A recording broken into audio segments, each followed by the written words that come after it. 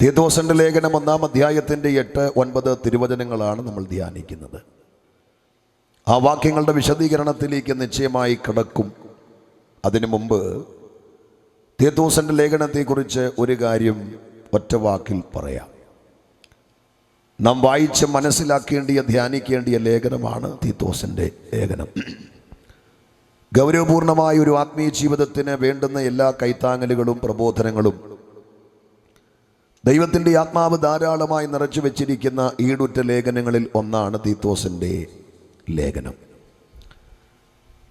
സാധാരണ ഈ ലേഖനം നാം കൈകാര്യം ചെയ്യാറുള്ളത് ഉപവാസ പ്രാർത്ഥനകളിലോ ഉണർവ് യോഗങ്ങളിലോ സുവിശേഷ യോഗങ്ങളിലോ അല്ല.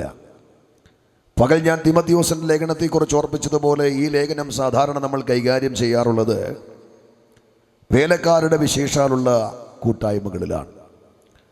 മുമ്പ് ഞാൻ നേതൃത്വം കൊടുത്തിട്ടുള്ള പ്രവർത്തിച്ചുള്ള പ്രസ്ഥാനങ്ങളിലൊക്കെ വേലക്കാരുടെ വിശേഷാലുള്ള യോഗങ്ങളിൽ അതിഥികളായി വരുന്ന പ്രിയപ്പെട്ടവർ ഈ ലേഖനത്തെ പഠിപ്പിക്കുന്നത് പ്രബോധിപ്പിക്കുന്നത് കണ്ടിട്ടുണ്ട്, അനുഭവിച്ചിട്ടുണ്ട്. അപ്പോൾ വേലക്കാരുടെ വിശേഷാലുള്ള യോഗങ്ങളിൽ പ്രബോധനങ്ങൾക്കും പഠിപ്പിക്കൽക്കും തിരഞ്ഞെടുക്കുന്ന ഒരു ലേഖനമാണ് ഈ സമാപന രാത്രിയിലെ പൊതുപ്രഭാഷണത്തിന് ആധാരമായിട്ട് നമ്മൾ തിരഞ്ഞെടുത്തിരിക്കുന്നത്. തീത്തോസിന്റെ ലേഖനം സമഗ്രമായ ഒരു ധ്യാനത്തിന് നാം വിധേയമാക്കിയാൽ മഹാനായ പൗലോസിന്റെ 3 ഇടയ ലേഖനങ്ങളിൽ ഒന്നാണ് തീത്തോസിന്റെ ലേഖനം. ഈ 3 ഇടയ ലേഖനങ്ങളിലെയും പ്രധാന വിഷയമെന്ന് പറയുന്നത് മൂപ്പന്മാർക്കുള്ള കൃത്യമായ പ്രബോധനമാണ്. സഭാഭരണത്തെക്കുറിച്ചുള്ള ക്രിസ്റ്റൽ ക്ലിയർ ആയിട്ടുള്ള ഉപദേശമാണ്. അതുകൊണ്ട് തന്നെയാണ് ഈ ലേഖനം നമ്മൾ വേലക്കാരുടെ വിശേഷാലുള്ള മീറ്റിങ്ങുകളിൽ ധാരാളമായിട്ട് തിരഞ്ഞെടുക്കാറുള്ളത്. വായിച്ചത് തീത്തോസിന്റെ ലേഖനമായതുകൊണ്ട് തീത്തോസിനെ കുറിച്ച് ആമുഖമായി ഒരു കാര്യമെന്ന് പറയാം. ആരാണ് തീത്തോസ്? ആരായിരുന്നു തീത്തോസ്? അറിഞ്ഞിരിക്കണം. തീർച്ചയായും ഒരു യവനായ പശ്ചാത്തലത്തിൽ നിന്നും യേശുക്രിസ്തുവിനെ രക്ഷകനും കർത്താവുമായി സ്വീകരിച്ച് തേജസ്സേറിയ വിശ്വാസത്തിലേക്കും ശോഭയേറിയ ശുശ്രൂഷയിലേക്കും വന്ന ഏറെ അനുഗ്രഹീതനും ആദരണീയനുമായ ഒരു വ്യക്തിപ്രഭാവമാണ് തീത്തോസ്. പ്രായം കൊണ്ട് പൗലോസിനേക്കാൾ പലപടി മുതിർന്നയാളാണ് തീത്തോസെങ്കിലും എക്കാലഘട്ടങ്ങളിലും പൗലോസ് തീത്തോസിനെ അഭിസംബോധന ചെയ്തത് തൻ്റെ മകനായിട്ടാണ്, തൻ്റെ നിജപുത്രനായിട്ടാണ്. കാരണം പൗലോസിൻ്റെ ശുശ്രൂഷയുടെ ഫലമായി ദൈവകൃപയിലേക്ക് വന്നയാളാണ് തീത്തോസ്. പൗലോസിൻ്റെ പ്രേക്ഷിത പ്രവർത്തനത്തിൻ്റെയും ശുശ്രൂഷയുടെയും ഫലമായി തേജസ്സേറിയ ശുശ്രൂഷയിലേക്കും മഹത്വമേറിയ വിശ്വാസത്തിലേക്കും വന്ന തൻ്റെ ഏറ്റവും വാത്സല്യ മകനായ തീത്തോസിനെ കരം വെച്ച് പ്രാർത്ഥിച്ച് അനുഗ്രഹിച്ച് അങ്ങ് ദൂരെ ക്രേത്ത എന്ന് പറയുന്ന ദ്വീപിലെ സഭയുടെ ശുശ്രൂഷയ്ക്കായിട്ട് അയക്കുമ്പോൾ പൗലോസ് തൻ്റെ വാത്സല്യ മകനായ തീത്തോസിന് നൽകുന്ന ഗൗരവമേറിയ ഒരുപിടി പ്രബോധനങ്ങളാണ് ഈ രാത്രിയിൽ നിങ്ങളെ വായിച്ച് കേൾപ്പിച്ചത്. അതിൽ ഒരു പ്രബോധനമാണ് ഈ രാത്രിയിൽ നിങ്ങളോട് ഈ നാടിനോട് പരിചയപ്പെടുത്തുവാൻ ആഗ്രഹിക്കുന്നത്. പൗലോസിന്റെ ശുശ്രൂഷയാൽ ദൈവകൃപയിലേക്ക് വന്ന തൻ്റെ വാത്സല്യ മകനായ തീത്തോസിനെ കരം വെച്ച് പ്രാർത്ഥിച്ച് അനുഗ്രഹിച്ച് അങ്ങ് ദൂരെ ക്രേത്ത എന്ന് പറയുന്ന ദ്വീപിലെ സഭയുടെ ശുശ്രൂഷയ്ക്കായിട്ട് അയക്കുമ്പോൾ പൗലോസ് തൻ്റെ വാത്സല്യ മകനായ തീത്തോസിനോട് പറയുകയാണ്, മകനെ തീത്തോസേ, 1 നീ അതിഥിപ്രിയനും, 2 സൽഗുണപ്രിയനും, 3 സുബോധശീലനും, 4 നീതിമാനും, 5 നിർമ്മലനും, 6 ജിതേന്ദ്രിയനും, 7 പത്യോപദേശത്താൽ പ്രബോധിപ്പിക്കാനും, 8 വിരോധികൾക്ക് ബോധം വരുത്തുവാനും ശക്തനാകേണ്ടതിന്, 9 ഉപദേശപ്രകാരമുള്ള വിശ്വാസവചനത്തെ മുറുകെ പിടിക്കുന്നവനും ആയിരിക്കണം. പൗലോസ് തൻ്റെ വാത്സല്യ മകനായ തീത്തോസിന് നൽകുന്ന ഗൗരവമേറിയ 9 പ്രബോധനങ്ങളിൽ 9ാമത്തെ പ്രബോധനമാണ് ഞാൻ നിങ്ങളെ പരിചയപ്പെടുത്തുന്നത്. ഉപദേശപ്രകാരമുള്ള വിശ്വാസവചനത്തെ മുറുകെ പിടിക്കുന്നവൻ ആയിരിക്കുക. ആ 9ാമത്തെ പ്രബോധനത്തിൻ്റെ അവസാനത്തെ പദം നിങ്ങളുടെ മൗനാനുവാദത്തോടെ അടർത്തി ഞാൻ ഈ പുൾപിറ്റിൽ വെക്കുക. ആ പദത്തെയാണ് ഈ സമാപന രാത്രിയിൽ ഒന്ന് വിശകലനം ചെയ്യുവാൻ ആഗ്രഹിക്കുന്നത്. മുറുകെ മുറുകെ മുറുകെ പിടിക്കുന്നവൻ ആയിരിക്കുക. പേന കയ്യിലുള്ളവർ ആ പദത്തിന്റെ അടിയിൽ അടിവരയിടുക. ബൈബിളിൽ വരയ്ക്കുവാൻ മടിയുള്ളവര് മനസ്സിന്റെ പലകയിൽ ആ പദമൊന്ന് എഴുതി വരച്ചിട്ടേക്കണം. മുറുകെ പിടിക്കുന്നവൻ ആയിരിക്കുക. എല്ലാവരും ഒന്ന് പറഞ്ഞേ. ഒരു കാറ്റ് മാത്രമേ വന്നുള്ളൂ. ഇച്ചിരി ശബ്ദം ഉയർത്തി. ഒന്നുകൂടെ ശബ്ദമുയർത്തി എന്ന് പറഞ്ഞേ. കൊള്ളാം. അപ്പൊ ഈ സമാപന രാത്രിയിൽ എൻ്റെ പ്രഭാഷണത്തിന് നിങ്ങളുടെ മൗനാനുവാദത്തോടെ ഞാനൊരു തലക്കെട്ട് കൊടുക്കുന്നു. മുറുകെ പിടിക്കുന്നവർ ആയിരിക്കുക. ഈ രാത്രി ഒരുമിച്ച് നാം ധ്യാനിക്കാൻ പോകുന്ന സന്ദേശം മറക്കല്ലേ. മുറുകെ പിടിക്കുന്നവർ ആയിരിക്കുക. ഈ വാക്യത്തിലെ ധ്യാനങ്ങളിലൂടെ മുറുകെ പിടിക്കുന്നവരായിരിക്കുക എന്നൊരു ദൂത്, ഒരു സന്ദേശം ദൈവാത്മാവിന്റെ ഹൃദയത്തിൽ പ്രകാശിപ്പിച്ചപ്പോൾ ഞാനതിനെ പ്രാർത്ഥനയ്ക്കായി, ധ്യാനങ്ങൾക്കായി ദൈവമുൻപാകെ വിധേയമാക്കിയപ്പോൾ അതിനെ രണ്ട് ഭാഗമായിട്ട് ദൈവാത്മാവെനിക്ക് തിരുവെഴുത്തിലൂടെ തിരിച്ചു തരുവാനിടയായി. ഒന്ന്, മുറുകെ പിടിപ്പാൻ പാടില്ലാത്തത്. രണ്ട്, മുറുകെ പിടിക്കേണ്ടിയത്. വീണ്ടും അതിനെ ദൈവസന്നിധിയിൽ ധ്യാനങ്ങൾക്കായി, പ്രാർത്ഥനകൾക്കായി സമർപ്പിച്ചപ്പോൾ മുറുകെ പിടിപ്പാൻ പാടില്ലാത്ത 3 കാര്യങ്ങൾ, മുറുകെ പിടിക്കേണ്ടിയ 7 കാര്യങ്ങൾ എൻ്റെ ധ്യാനത്തിൽ വിശുദ്ധ തിരുവെഴുത്തിലൂടെ എനിക്ക് മനസ്സിലാക്കാൻ കഴിഞ്ഞു. അപ്പൊ ഇന്ന് രാത്രിയിൽ മുറുകെ പിടിക്കുന്നവരായിരിക്കുക എന്ന ഗൗരവമേറിയ സന്ദേശത്തിൽ നിന്നുകൊണ്ട് 2 ഭാഗങ്ങളാണ് ഒരുമിച്ച് ധ്യാനിക്കാൻ പോകുന്നത്, നിങ്ങളെ പരിചയപ്പെടുത്താൻ പോകുന്നത്. നമുക്ക് മുറുകെ പിടിപ്പാൻ പാടില്ലാത്ത 3 കാര്യം, മുറുകെ പിടിക്കേണ്ടിയ 7 കാര്യം. സഹോദരരെ, മുറുകെ പിടിക്കുന്നവരായിരിക്കുക എന്ന സന്ദേശത്തിൽ നിന്നുകൊണ്ട് മുറുകെ പിടിപ്പാൻ പാടില്ലാത്ത 3 കാര്യങ്ങളെ കുറിച്ച്, മുറുകെ പിടിക്കേണ്ടിയ 7 കാര്യങ്ങളെ കുറിച്ച് ഇന്ന് രാത്രി ശാന്തമായി നാം തിരുവെഴുത്തിലൂടെ ധ്യാനിക്കുമ്പോൾ നെഞ്ചും കൂടിൽ വലങ്കരം വെച്ച് കൃപ പ്രാപിച്ച ദൈവമക്കൾ ആത്മാവിൽ പറയണം, കർത്താവേ, മുറുകെ പിടിപ്പാൻ പാടില്ല എന്ന് തിരുവെഴുത്ത് പ്രബോധിപ്പിക്കുന്ന കാര്യങ്ങളോട് സമ്പൂർണമായി വിട പറഞ്ഞ്, മുറുകെ പിടിക്കുവാൻ തിരുവെഴുത്ത് പ്രബോധിപ്പിക്കുന്ന കാര്യങ്ങളെ ദൃഢമായി പിടിച്ചുകൊണ്ട് ആക്ഷേപരഹിതമായ, മാതൃകാപരമായ, ആരോഗ്യപരമായ ഒരാത്മീക ജീവിതം നയിപ്പാൻ അങ്ങയുടെ കൃപയും കടാക്ഷങ്ങളും എൻ്റെ മേൽ പകരണമേ എന്ന് ഹൃദയംഗമായി പ്രാർത്ഥിച്ചുകൊണ്ട് ഇന്ന് രാത്രി നിങ്ങൾ എന്നെ കേൾക്കണം. അപ്പൊ മുറുകെ പിടിപ്പാൻ പാടില്ലാത്ത 3 കാര്യം, മുറുകെ പിടിക്കേണ്ട 7 കാര്യം ആമുഖമായി ഞാനൊന്ന് പറഞ്ഞു കേൾപ്പിക്കാം. സമയം പോലെ 2 ഭാഗത്തു നിന്നും വിശദീകരിക്കാം. മുറുകെ പിടിപ്പാൻ പാടില്ലാത്ത 3 കാര്യങ്ങളിൽ ഒന്ന്, പാപങ്ങളെ മുറുകെ പിടിക്കരുത്. പാവങ്ങളെയല്ല, പാപങ്ങളെ മുറുകെ പിടിക്കരുത്. വേദാധാരം രാജാക്കന്മാരുടെ 2-ാം പുസ്തകം 3-ാം അധ്യായം 3-ാം വചനം എടുത്തു വെക്കുക, പിന്നീട് വായിക്കണം. മുറുകെ പിടിപ്പാൻ പാടില്ലാത്ത 2-ാമത് കാര്യം, പാർക്കുന്ന വീട്, നമ്മുടെ ഭൗതിക സമ്പത്ത്, അതിനെ മുറുകെ പിടിക്കരുത്. ഇയ്യോബ് 8:15. മുറുകെ പിടിപ്പാൻ പാടില്ലാത്ത 3-ാമത്തെ കാര്യം, വഞ്ചനകളെ മുറുകെ പിടിക്കരുത്. യിരെമ്യാവ് 8:5. അപ്പൊ ദൈവമക്കളായ നമുക്ക് ഈ പാപലോകത്തിൽ മുറുകെ പിടിപ്പാൻ പാടില്ലാത്ത 3 കാര്യങ്ങൾ മനസ്സിലായല്ലോ. ഒന്ന്, പാപങ്ങളെ മുറുകെ പിടിക്കരുത്. 2, പാർക്കുന്ന വീടിനെ, ഭൗതിക സമ്പത്തിനെ മുറുകെ പിടിക്കരുത്. 3, വഞ്ചനകളെ മുറുകെ പിടിക്കരുത്. ന്യായമായൊരു 3 ഹല്ലേലൂയ പറയേണ്ടത് സമയമില്ലാത്തതുകൊണ്ട് 3 ചേർത്ത് ഉച്ചത്തിൽ ഒരെണ്ണം പറഞ്ഞാൽ മതി. മതി, ഞാൻ കൃതാർത്ഥനായി. ഇനി മുറുകെ പിടിക്കേണ്ട 7 കാര്യങ്ങൾ ഏതൊക്കെയാ? 1, ദൈവഭക്തിയെ മുറുകെ പിടിക്കുന്നവരായിരിക്കണം. ഇയ്യോബ് 2:3. 2, ക്രിസ്തുവാകുന്ന തലയെ മുറുകെ പിടിക്കുന്നവരായിരിക്കണം. കൊലോസ്യർ 2:18. 3, നല്ലത് മുറുകെ പിടിക്കുന്നവരായിരിക്കണം. 1 തെസ്സലോനിക്കർ 5:21. 4, ഉപദേശപ്രകാരമുള്ള വിശ്വാസ വചനത്തെ മുറുകെ പിടിക്കുന്നവരായിരിക്കണം. റഫറൻസ് വേണ്ടല്ലോ, നമ്മുടെ താക്കോൽ വാക്യം അതാ. 5, നിത്യജീവനെ മുറുകെ പിടിക്കുന്നവരായിരിക്കണം.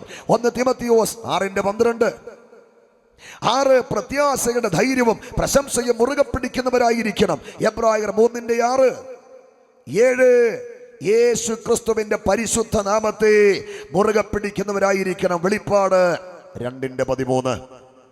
മുറുകെ പിടിപ്പാൻ പാടില്ലാത്തത് 3 കാര്യമാണെങ്കിൽ മുറുകെ പിടിക്കേണ്ടിയത് അതിൽ ഇരട്ടിയിലധികം കാര്യമാണ്. ഭക്തിയെ മുറുകെ പിടിക്കണം, തലയെ മുറുകെ പിടിക്കണം, നല്ലത് മുറുകെ പിടിക്കണം, വചനത്തെ മുറുകെ പിടിക്കണം, നിത്യജീവനെ മുറുകെ പിടിക്കണം, പ്രത്യാശയുടെ ധൈര്യവും പ്രശംസയും മുറുകെ പിടിക്കണം, യേശുവിന്റെ നാമത്തെ മുറുകെ പിടിക്കണം.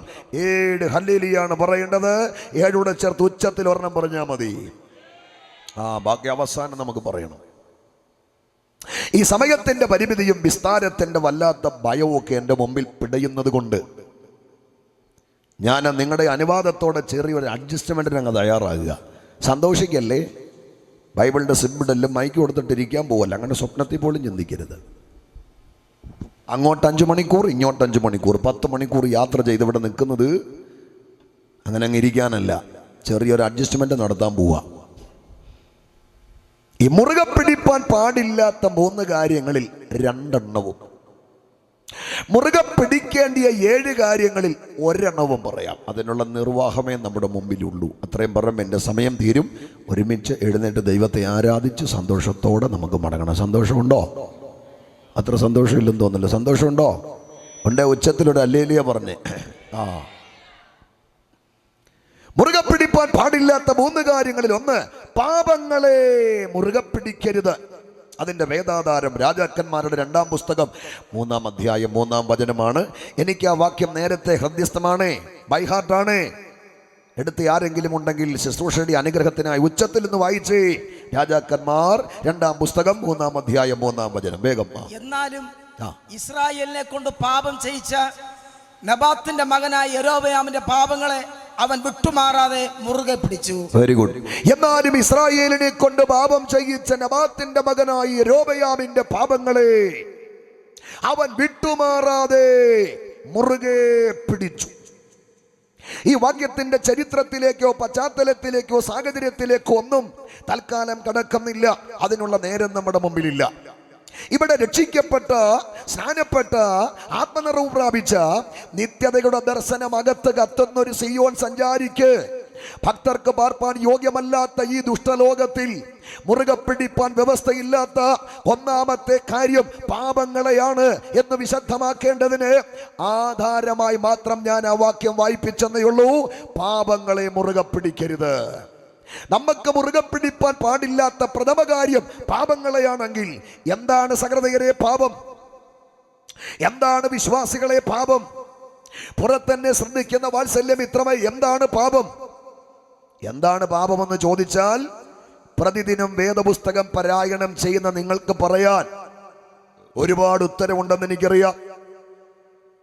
എന്താണ് പാപമെന്ന് ചോദിച്ചാൽ ബൈബിൾ പഠിക്കുകയും പഠിപ്പിക്കുകയും ചെയ്യുന്ന കർത്തൃദാസന്മാർ ഇവിടെയുണ്ട്. അവർക്ക് ക്രിസ്റ്റൽ ക്ലിയറായി പറയാൻ മറുപടികൾ പലതുണ്ടെന്ന് എനിക്കറിയാം. എന്താണ് പാപം? പിന്നിട്ട 1.5 പതിറ്റാണ്ട് കൊണ്ട്, 15-ൽ പരം വർഷം കൊണ്ട് മലയാളക്കരയുടെ എല്ലാ ജില്ലകളിലും ഇന്ത്യയുടെ എല്ലാ സംസ്ഥാനങ്ങളിലും ഞാൻ തുടർമാനമായി പ്രസംഗിച്ചു വരുന്നൊരു വിഷയമാണ് പാപം. പാപത്തിന്റെ രംഗപ്രവേശനം, പാപത്തിന്റെ പരിണത ഫലങ്ങൾ, പാപത്തിന്റെ പരിഹാരമാർഗം. ഇന്നും ഞാൻ അഭിസംബോധന ചെയ്യുന്ന പബ്ലിക് പ്ലാറ്റ്ഫോമിൽ ആത്മനിറവോടെ, ആത്മാവേശത്തോടെ, സർവോപരി ആത്മഭാരത്തോടെ ആവർത്തിച്ചു പ്രസംഗിക്കുന്ന ഗൗരവമേറിയൊരു വിഷയമാണ് പാപം, പാപത്തിന്റെ കടന്നുകയറ്റം, പാപത്തിന്റെ പരിണത ഫലങ്ങൾ, പാപത്തിന്റെ പരിഹാരമാർഗം.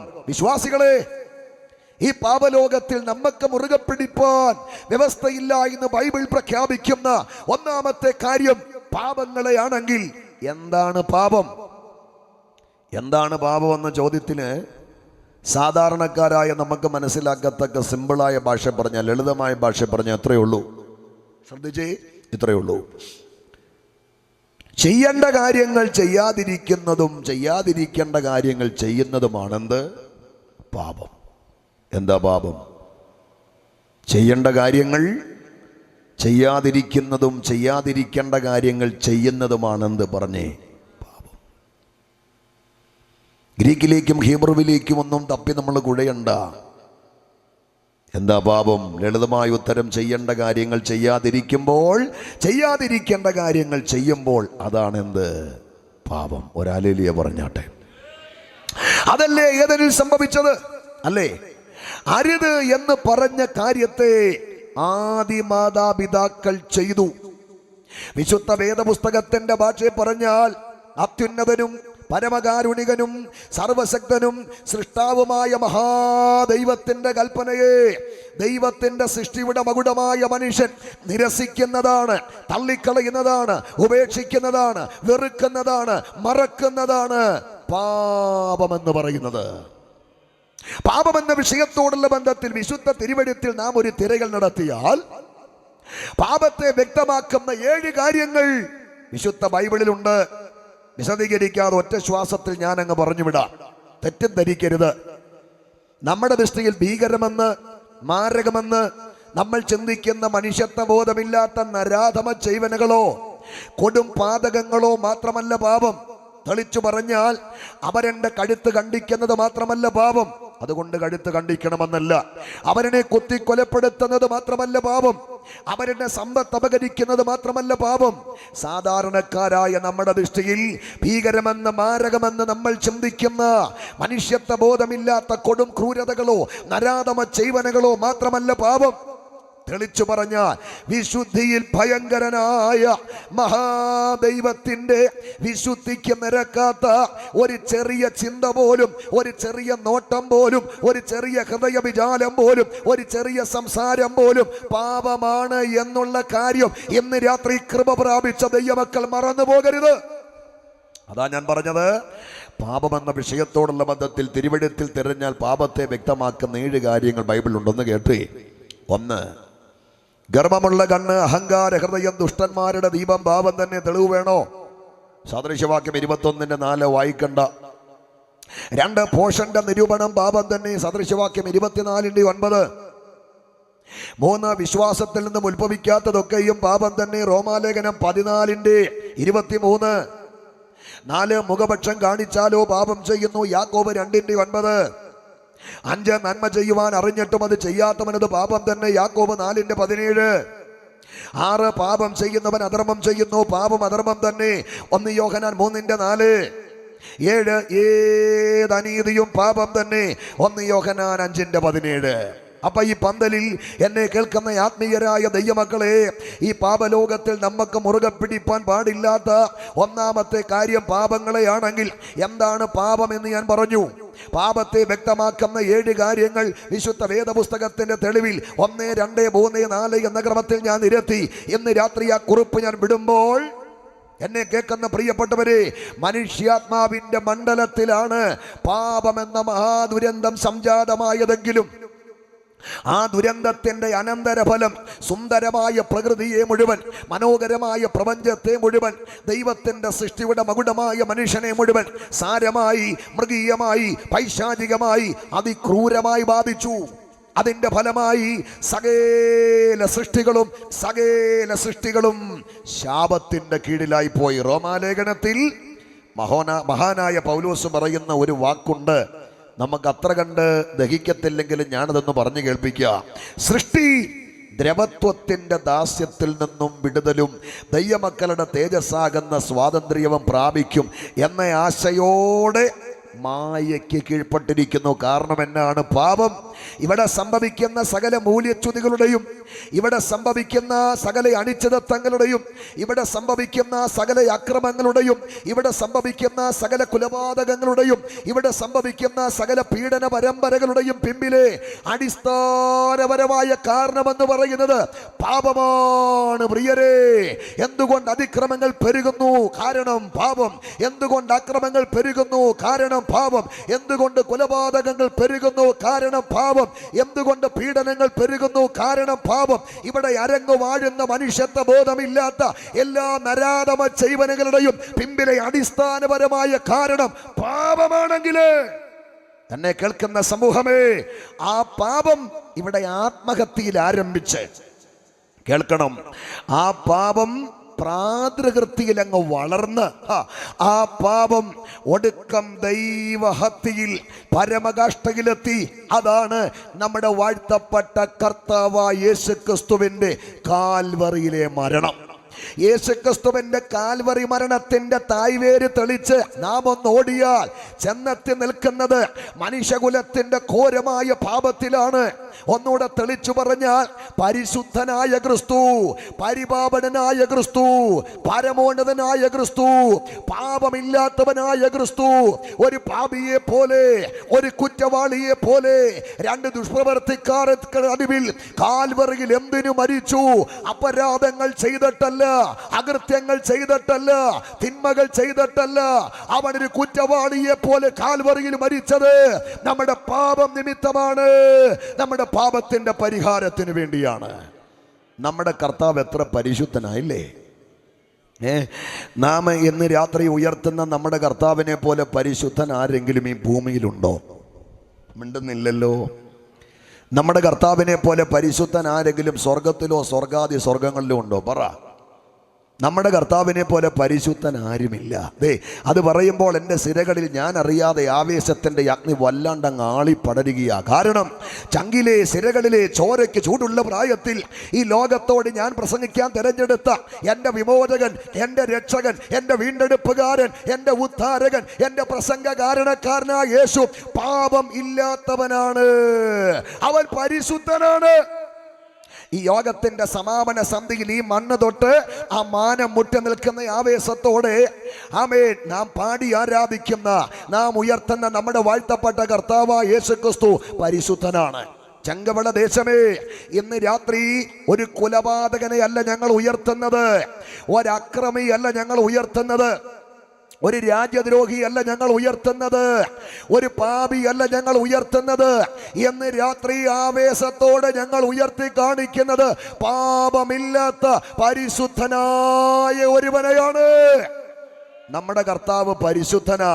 കൈ ഉയർത്തി ഉച്ചത്തിലൊരു ഹല്ലേലൂയ പറഞ്ഞാട്ടെ. അവൻ പരിശുദ്ധനാ. തെളിവെന്നാ? എത്ര തെളിവ് തരാം, എത്ര തെളിവ് തരാം. പക്ഷേ തെളിവേറെ ഉണ്ടെങ്കിലും ഒരു തെളിവ് പറയാം, അവൻ പരിശുദ്ധനാ. തെളിവ്, അവനെ വിസ്തരിച്ച ഒറ്റ മതകോടതികളിലെ, ഒറ്റ സിവിൽ കോടതികളിലെ ഒറ്റ ന്യായാധിപന്മാർക്കും അവനിൽ ഒരു തെറ്റും ചൂണ്ടിക്കാണിക്കാൻ ധൈര്യം ഉണ്ടായില്ല. ഓരോ കോടതികളിലെ കരുത്തരായ വിധികർത്താക്കൾ നമ്മുടെ വാഴ്ത്തപ്പെട്ട കർത്താവായ യേശുക്രിസ്തുവിനെ വിസ്തരിച്ചിട്ട് കരമാഞ്ഞു കുടഞ്ഞ് അവര് പറയുന്ന വിധി നമ്മെ ആവേശത്തിന്റെ കൊടുമുടിയിൽ കയറ്റുന്ന വിധിയാണ്. ആ വിധി എന്താ? നീ നീതിമാനിൽ ഒരു കുറ്റവുമില്ല. നിങ്ങൾക്കറിയാമോ, അവസാനം പീലാത്തോസ് നമ്മുടെ നാഥനെ വിസ്തരിക്കുക. ചരിത്രത്തിൽ ഇങ്ങനെ എഴുതിയിട്ടിട്ടുണ്ട്. പീലാത്തോസ് യേശുവിനെ വിസ്തരിച്ചുകൊണ്ട് നിൽക്കുമ്പോൾ കരുത്തനായ ഒരു പടയാളി ഒരു കത്ത് മടക്കി പീലാത്തോസിന്റെ കയ്യിൽ കൊണ്ടു കൊടുത്തെന്ന്. വിസ്താരവേളയിൽ അപ്രതീക്ഷിതമായി കിട്ടിയ കത്ത് നിവർത്തി പീലാത്തോസ് ആർത്തിയോടെ വായിച്ചപ്പം ആ കത്ത് തൻ്റെ പ്രാണന്റെ പാതിയായ പത്നി ഭാര്യ എഴുതി കൊടുത്ത വിട്ട കത്ത. ആ കത്തയാണെന്ന് വായിച്ച് കേൾപ്പിക്കുക. ഉറങ്ങുന്നവരൊന്ന് ശ്രദ്ധിച്ചേ. എന്താണ് ആ കത്ത്? ആ കത്തിനകത്ത് പീലാത്തോസിന്റെ ഭാര്യ എഴുതിയത്, എൻ്റെ പ്രിയനെ, കഴിഞ്ഞ രാത്രി ഞാൻ ഉറങ്ങാൻ കിടന്നു, എനിക്കുറങ്ങാൻ കഴിഞ്ഞില്ല. ഉറങ്ങാൻ ഞാൻ മിഴിപൂട്ടി, ഉറക്കം വന്നില്ല. നിദ്ര എൻ്റെ കൺപോളകളെ പലവട്ടം തഴുകി തലോടി, ഉറങ്ങാൻ പറ്റിയില്ല. ഉറങ്ങാൻ മിഴിയടച്ചിട്ടും നിദ്ര എൻ്റെ കൺപോളകളെ തഴുകി തലോടിയിട്ടും കഴിഞ്ഞ രാത്രി എനിക്ക് ഉറങ്ങാൻ പറ്റാഞ്ഞത് എന്താ? കാരണം നീ വിസ്തരിച്ചുകൊണ്ട് നിൽക്കുന്ന ആ നീതിമാനായ മനുഷ്യന്റെ മുഖം ഒരു സൂര്യനെ പോലെ രാത്രി മുഴുവൻ എൻ്റെ മുമ്പിൽ ജ്വലിച്ചു നിൽക്കുക. ആ കത്തവസാനം അവൾ ഇങ്ങനെയാണ് എഴുതി നിർത്തിയത്, നീ ആ നീതിമാനായ മനുഷ്യന്റെ കാര്യത്തിൽ ഇടപെടരുത്. ആ കത്താർത്തിയോടെ വായിച്ചിട്ടായിരിക്കാം യേശുവിനെ ക്രൂശിക്കായി എന്ന് ആക്രോശിക്കുന്ന ജനസാഗരത്തെ നോക്കി പീലാത്തോസ് ആർജവത്തോടെ പറഞ്ഞത്, നിങ്ങൾ ക്രൂശിക്ക എന്ന് പറയുന്ന ഈ നീതിമാനായ മനുഷ്യനിൽ ഞാൻ ഒരു കുറ്റവും കാണുന്നില്ല. നിങ്ങൾക്കറിയാമോ, മൂപ്പന്മാർ തങ്ങളുടെ തലയിലെ തങ്കക്കിരീടങ്ങൾ അഴിച്ച് നസ്രായന്റെ പാദത്തിലേക്ക് ഇട്ടിട്ട് തമണ് കടന്നവർ വിളിച്ചു പറയുന്ന ഒരാരാധനാ ഗീതമുണ്ട്. എന്താ? എൻ്റെ രോഗം മാറുമെന്നല്ല, എൻ്റെ കടം മാറുമെന്നല്ല, എനിക്ക് വാതിലുകളും വഴികളും തുറക്കുമെന്നല്ല. മൂപ്പന്മാർ തങ്ങളുടെ തലയിലെ തങ്കക്കിരീടങ്ങൾ ഊരി നസ്രായന്റെ പാദത്തിലേക്ക് ഇട്ടിട്ട് തമണ് കടന്ന് വിളിച്ചു പറയുന്ന ഒരു ആരാധനാ ഗീതം, കുഞ്ഞാടേ നീ പരിശുദ്ധനാണ്, നീ പരിശുദ്ധനാണ്, നീ പരിശുദ്ധനാണ്. അപ്പൊ പീലാത്തോസിന്റെ ഭാര്യ യേശുവിനെ കുറിച്ച് പറഞ്ഞത് നീതിമാൻ. പീലാത്തോസ് യേശുക്രിസ്തുവിനെ കുറിച്ച് പറഞ്ഞത് നീതിമാൻ മാത്രമല്ല, കുറ്റമില്ലാത്തവൻ. മൂപ്പന്മാർ നമ്മുടെ കർത്താവിനെ കുറിച്ച് പറഞ്ഞത് അവൻ പരിശുദ്ധനാണ്. ഈ മഹായോഗ പരമ്പരയുടെ സമാപന രാത്രിയിലെ ഏറ്റവും വലിയ പ്രത്യേകത എന്ന് പറയുന്നത് മഴ മാറി എന്നല്ല, പന്തൽ നിറച്ചാളുകൾ വന്നെന്നല്ല, ലൈവിലൂടെ ഇത് ലോകം മുഴുവൻ കാണുന്നെന്നല്ല. ഈ യോഗത്തിന്റെ സമാപന രാത്രിയുടെ ഏറ്റവും വലിയ പ്രത്യേകത ആ പരിശുദ്ധനായവൻ ഇന്ന് രാത്രി പരിവാര സമുന്നതനായി നമ്മുടെ നടുവിൽ വന്നിട്ടുണ്ട്. അവന്റെ സാന്നിധ്യത്തിന്റെ ചൂട് ആത്മാവിൽ തിരിച്ചറിയുന്ന ദൈവമക്കൾ ഇന്ന് രാത്രി ഈ പന്തലിനകത്തുണ്ടെങ്കിൽ കരമടിച്ച് അല്പനിമിഷം അവനെ ഒന്ന് മഹത്വപ്പെടുത്തോ. എല്ലാ പ്രിയപ്പെട്ടവരും കരമടിച്ച് അല്പനിമിഷം ശക്തിയോടെ അവനെ ഒന്ന് മഹത്വപ്പെടുത്തോ. ശക്തിയോടെ എല്ലാ യൗവനക്കാരും, എല്ലാ മാതാപിതാക്കളും, എല്ലാ സഹോദരങ്ങളും കരമടിച്ച് അല്പനിമിഷം ആത്മനിറവിൽ കർത്താവിനെ ഒന്ന് മഹത്വപ്പെടുത്തിക്കാട്ടെ. നിന്റെ ബന്ധനങ്ങൾ അടിയുന്ന രാത്രിയാകണമിത്, നിന്റെ കെട്ടുകൾ അടിയുന്ന രാത്രിയാകണമിത്, നിന്റെ മുമ്പിൽ ശത്രു അടച്ചു വെച്ച വാതിലുകൾ തുറക്കുന്ന രാത്രിയാകണമിത്, നിന്റെ തലമുറയ്ക്കെതിരെ ശത്രു ഒരുക്കിയ കെട്ടുകൾ താനെ ഊരിയടിയുന്ന രാത്രിയാകണമിത്. രണ്ട് തിരികല്ലുകൾക്കിടയിൽ ഒരു ഗോതമ്പ് പൊടിയുന്ന പോലെ നിന്നെ പൊടിച്ചു കളയാൻ, നിന്റെ അവകാശങ്ങളെ അനുഗ്രഹങ്ങളെ പൊടിച്ചു കളയാൻ, നിന്റെ മുൻപോട്ടുള്ള നിയമനങ്ങളെ പൊടിച്ചു കളയാൻ, നിനക്കെതിരെ ശത്രു ഒരുക്കിയ പദ്ധതികൾ താനെ അടിയുന്ന രാത്രിയാകണമിത്. പ്രാർത്ഥിച്ചിട്ട് മറുപടി കിട്ടാതെ മണ്ണ് മാറ്റി മനസ്സ് തകർന്ന് കുഴിച്ചു മൂടിയ പഴക്കമുള്ള വിഷയത്തിന്റെ മേൽ ദൈവത്തിന്റെ കരം മറുപടിയായി ചലിക്കുന്ന രാത്രിയാകണമിത്. കാരണം ആ പരിശുദ്ധനായവൻ ഇന്ന് രാത്രി പരിവാര സമുന്നതനായി നമ്മുടെ നടുവിൽ വന്നിട്ടുണ്ട്. അവന്റെ സാന്നിധ്യത്തിന്റെ തടികൾ, അവന്റെ സാന്നിധ്യത്തിന്റെ തലോടൽ, അവന്റെ സാന്നിധ്യത്തിന്റെ ചൂട് ആത്മാവിൽ വിശ്വാസത്താൽ തിരിച്ചറിയുന്നവർ കൈകളടിച്ച് ശക്തിയോടെ അവനെ ആരാധിക്കാം. അതെ, തർക്കമില്ലാതെ പറയാം, അവിടുന്ന് പരിശുദ്ധനാണ്. അപ്പൊ ഇത്ര പരിശുദ്ധനായവൻ, ഇത്ര പരിപാവനനായവൻ, ഇത്ര വിശുദ്ധിയുടെ വിശ്വരൂപമായവൻ, വിസ്തരിച്ച ഒറ്റ കോടതികൾക്കും ഒരു തെറ്റും ചൂണ്ടിക്കാണിക്കാൻ കഴിയാതെ പോയ നിർമ്മലനായവൻ, എന്തുകൊണ്ട് 2000 വർഷങ്ങൾക്കപ്പുറം ഒരു കുറ്റവാളിയെ പോലെ കാൽവറിയിൽ മരിച്ചു? ചിന്തിച്ചിട്ടുണ്ടോ? കഴിഞ്ഞ രാത്രി ഞാൻ ഓർപ്പിച്ചതുപോലെ മേലാവാത ചൂടം 5480ഓളം മുറിവുകളേറ്റ്, പുറത്തു മാത്രം 180-ൽ പരം ആഴമുള്ള മുറിവേറ്റ്, 17 മണിക്കൂർ വെള്ളം കിട്ടാതെ ദാഹിച്ചു വരണ്ട്, 17 വലിപ്പമുള്ള മുള്ളുകൾ തലയോടിനകത്തേക്ക് ആഴ്ന്നിറങ്ങി, 150 കിലോ തൂക്കമുള്ള മരക്കുരിശു തോളിൽ വെച്ച് 350 പടയാളികളാലും 50 കുതിരപ്പട്ടാളക്കാരാലും ചാട്ടവാറിന്റെ മരണയടിയേറ്റ്, വണ്ടിക്കാള വണ്ടി വലിക്കുന്ന പോലെ പാലസ്തീന്റെ മണ്ണിളകിയ കുരിശിന്റെ പാതയിൽ ഒരു തളിരോല പോലും തണലില്ലാതെ ക്രൂശും വഹിച്ചുകൊണ്ട് ഗാഗുൽത്തയുടെ നെറുകയിൽ 2 ദുഷ്പ്രവർത്തിക്കാർക്ക് നടുവിൽ 3 ആണിമേൽ ശരീരത്തിലെ അവസാനത്തുള്ളി ചോരയൊഴുക്കി. എന്തിനാണ് അവൻ പിടഞ്ഞ് സ്വന്തം തോളിൽ തലചായിച്ചു മരിച്ചത്? അകൃത്യമൊന്നും ചെയ്തിട്ടല്ല സ്നേഹിത, നിന്റെ പാപം നിമിത്തമാണ്, നിന്റെ പാപത്തിന്റെ പരിഹാരത്തിന് വേണ്ടിയാണ് യേശു കാൽവറിയിൽ മരിച്ചത്. ഇന്ന് രാത്രി പാപഭാരത്താൽ വലയുന്ന ഏതെങ്കിലും കാതുകൾ ഇതിനകത്തോ പുറത്തോ ഞങ്ങളെ ശ്രമിക്കുന്നുണ്ടോ? ജന്മകർമ്മ പാപത്തിന്റെ വിമോചനത്തിന്, ജന്മകർമ്മ പാപത്തിന്റെ പരിഹാരത്തിന് സേവിച്ചതും ഭജിച്ചതും പിഞ്ചെന്തതും നമിച്ചതുമായ സകല മധ്യസ്ഥരാലും ദൈവങ്ങളാലും വ്യക്തികളാലും ശക്തികളാലും കൈവിടപ്പെട്ട് എന്നെ വലയ്ക്കുന്ന പാപബന്ധനങ്ങളിൽ നിന്നും, എന്നെ വലയ്ക്കുന്ന പാപഭാരങ്ങളിൽ നിന്നും എനിക്കൊരു മോചനമില്ല എന്ന് നനച്ച് പാപത്തിന്റെ വിടുപ്പ് ചുമ്മി, പാപത്തിന്റെ വല്ലാത്ത ഭാണ്ഡം വഹിച്ച് ജീവിതത്തിന്റെ നാൾവഴിയിൽ ഉടഞ്ഞ പാത്രം പോലെ തകർന്നു കിടക്കുന്ന ഏതെങ്കിലും കാതുകൾ ഇന്ന് രാത്രി ഞങ്ങളെ ശ്രമിക്കുന്നുവെങ്കിൽ സ്നേഹിത, നിന്റെ സകല പാപവും വഹിച്ചും നീ ജനിക്കും മുമ്പ് കാൽവറിയിൽ ഒരുവൻ യാഗമായി, അവനാണ് ഞങ്ങൾ പ്രസംഗിക്കുന്ന വിമോചകനായ ക്രിസ്തു. ബൈബിൾ പറയുന്നു, അവിടുത്തെ പുത്രനായ യേശു ക്രിസ്തുവിന്റെ രക്തം നിങ്ങളുടെ സകല പാപവും പോക്കി നിങ്ങളെ ശുദ്ധീകരിക്കുന്നു. നിങ്ങളുടെ പാപം എത്ര കടും ചുമപ്പാണെങ്കിലും ഹിമം പോലെ അതിനെ വെണ്മയാക്കാൻ യേശു ക്രിസ്തുവിന്റെ രക്തത്തിന് ഇന്ന് രാത്രി ശക്തിയുണ്ട്. അതുകൊണ്ട് കാൽവറി കുലമരത്തിൽ അവിടുന്നേറ്റ എണ്ണമറ്റ മുറിവുകളിലൂടെ ഊറ്റി ഊറ്റി ഒഴുക്കിയ പാപമില്ലാത്ത പരിശുദ്ധ രക്തത്തിലൂടെ കഴുകല് പ്രാപിച്ച്, നീതീകരണം പ്രാപിച്ച്, വിശുദ്ധീകരണം പ്രാപിച്ച് ദൈവമക്കൾ എന്ന പദവിയിലേക്ക് എത്തപ്പെട്ട വിശ്വാസികളെ മറക്കല്ല്. നമ്മുടെ കർത്തവ്യമാണ് പാപത്തോട് പോരാടുക. നമ്മുടെ കർത്തവ്യമാണ് പാപത്തോട് എതിർത്ത് നിൽക്കുക. നമ്മുടെ കർത്തവ്യമാണ് പാപത്തെ കീഴ്പ്പെടുത്തുക. നമ്മുടെ കർത്തവ്യമാണ് പാപത്തെ മുറുകെ പിടിക്കാതിരിക്കുക. കാരണം അനധിവിദൂര ഭാവിയിൽ നമ്മുടെ പ്രത്യാശയാകുന്ന കർത്താവ് മേഘാരൂഢനായി പുനരാഗമിക്കാൻ പോകുന്നത് അഭക്തനെ ചേർക്കാനല്ല, അധർമ്മിയെ ചേർക്കാനല്ല, അശുദ്ധനെ ചേർക്കാനല്ല, പാപിയെ ചേർക്കാനല്ല. പിന്നെ കറയില്ലാത്ത, ചുളുക്കമില്ലാത്ത, വാട്ടമില്ലാത്ത, മാലിന്യമില്ലാത്ത ഒരു നിർമ്മല കന്യകയെ തന്റെ സവിധയെ ചേർക്കാനാണ് അവൻ മേഘാരൂഢനായി പുനരാഗമിക്കാൻ പോകുന്നത്. കറയുണ്ടോ? ചുളുക്കമുണ്ടോ? വട്ടമുണ്ടോ? മാലിന്യമുണ്ടോ? പാപത്തിൽ മതിച്ചു പൊളയ്ക്കുന്നുണ്ടോ? പാപത്തെ ഇടങ്കൈ വലങ്കൈ അറിയാതെ വാരിക്കുടിക്കുന്നുണ്ടോ? പാപത്തിൽ ആനന്ദിക്കുന്നുണ്ടോ? ഇവിടെ സന്തോഷിക്കാം, ഇവിടെ ആഹ്ലാദിക്കാം, ഇവിടെ ഉല്ലസിക്കാം, ഇവിടെ പുകമറകൾ സൃഷ്ടിക്കാം, ഇവിടെ അഭിനയിക്കാം. പക്ഷെ വരാൻ പോകുന്ന ഭവിഷ്യത്ത് കാഹളം ധ്വനിക്കും, നാം കൈവിടപ്പെട്ടു പോകും. ലോകം ഇന്ന് വരെ കണ്ടിട്ടില്ലാത്ത ഒരു പടുകൂറ്റൻ സംഭവത്തിന് അടുത്ത ഏത് നിമിഷവും ഈ ലോകം മുഴുവൻ സാക്ഷ്യം വഹിക്കും. ആ സംഭവം ഏതാണെന്നറിയാമോ?